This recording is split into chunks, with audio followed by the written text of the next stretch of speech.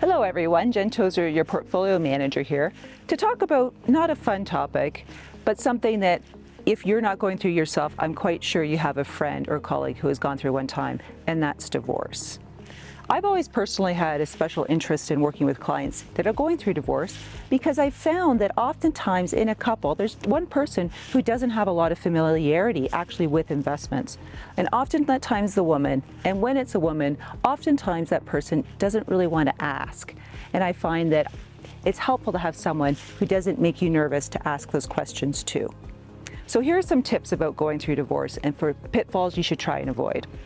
Number one, your lifestyle is not going to be the same as it was when you were married. You've just split everything in half. You're not going to be able to go to the same restaurant as many times as a week as you did before. You're going to have to cut it back. And a rule of thumb is it actually puts you back about 10 years every time you split your assets. The second thing is that your house is not the crown jewel. A lot of times when people go through divorce, if someone's not really familiar with an equity portfolio, but is very familiar with a house, there's a preference to have the house.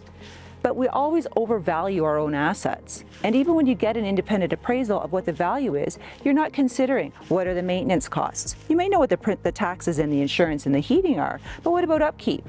What about painting? What about new furniture? A house is an asset that needs maintenance. It's not the crown jewel.